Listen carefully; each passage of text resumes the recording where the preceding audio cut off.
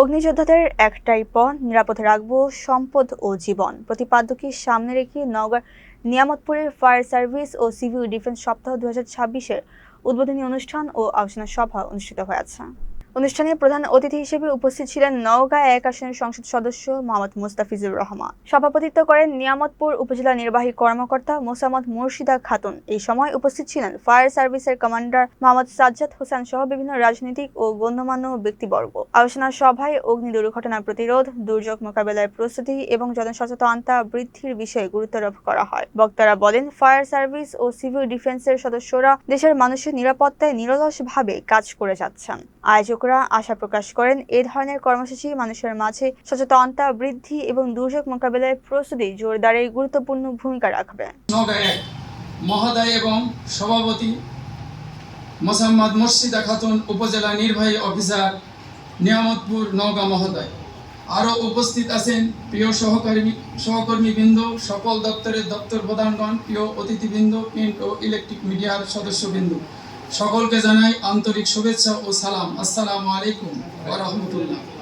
প্রথমে শুভেচ্ছা ভরে স্মরণ করছি সীতাকুণ্ডে বিএম কন্টেনার অগ্নি নির্বাপনে 13 জন শহীদ অগ্নিযোদ্ধাকে। অন্যান্য বছরের ন্যায় এবারও সারা দেশব্যাপী পালিত হচ্ছে ফায়ার সার্ভিস ও সিভিল ডিফেন্স সপ্তাহ 2026। এবারের প্রতিপাদ্য বিষয় অগ্নিযোদ্ধাদের একটাই পণ, নিরাপদ রাখবো সম্পদ ও জীবন। ফায়ার সপ্তাহ পালনের মূল উদ্দেশ্য অগ্নিকাণ্ড ও প্রাকৃতিক দুর্যোগ সম্পর্কে ব্যাপক সচেতনতা সৃষ্টি, অগ্নিযোদ্ধাদের মনোবল বৃদ্ধি এবং তাদের সাহসিকতাপূর্ণ কাজের স্বীকৃতি প্রদান, নিরাপদ সমাজ ও দেশ গড়ার অঙ্গীকার করা। আপনার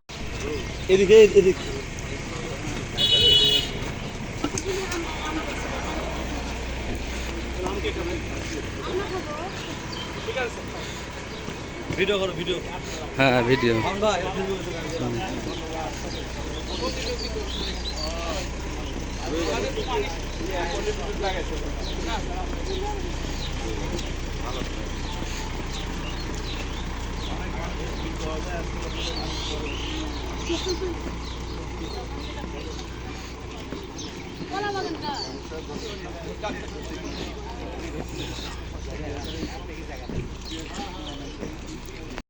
এগিয়ে চলেছে।